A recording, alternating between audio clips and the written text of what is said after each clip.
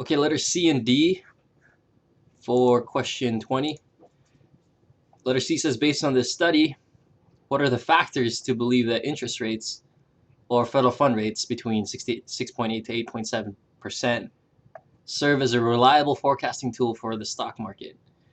Okay, so that's just telling us, that's just asking, why is it reliable from 6.8 to 8.7? Why are these federal fund rates from this interval? Why is it reliable? Or what do we use to argue that it's reliable to predict the stock market, the Dow Jones?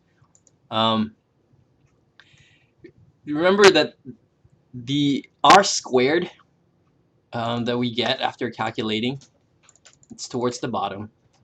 R squared is not correlation coefficient. What R squared is how confident you are, and this is the most basic explanation I can give you. It's how confident you are of how this linear regression line can predict your Y based on X. So if you pick 8 and you use this line to predict what the Dow Jones would be at 8, at a federal fund rate at 8, then you'd predict that it's between 1900 and 1950. And you are 84% confident that this is going to be a correct guess of that Dow Jones. So it's different from correlation coefficient, because correlation coefficient tells us how strong the relationship are of all these points, and R squared is what R squared is. Again, one more time, it's how confident you are of how X explains Y, of how this line explains X onto Y. So with that explanation, going back to the question, what are the factors to believe that interest rates serve as a reliable forecasting tool to the stock market? Well, if we're 84% confident that if we predict Y from X using the line, then it's a pretty good 84% is pretty reliable.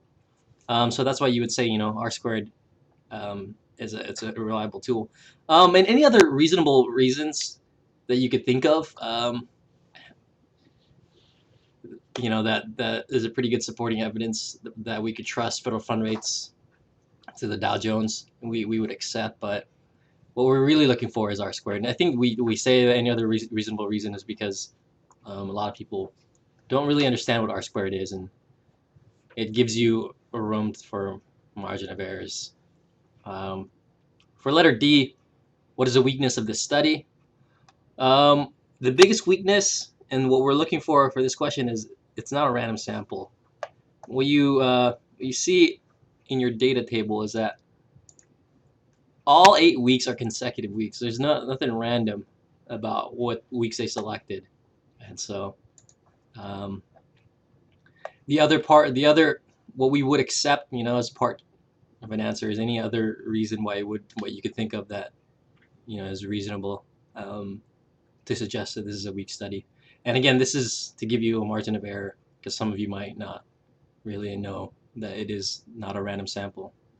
So we're just trying to be nice and say that you have whatever reason you can think of that's, in the context of this question, that makes sense and is reasonable, then we'll give you credit. But really what we're looking for is the R squared, and that you notice that it's not a random sample.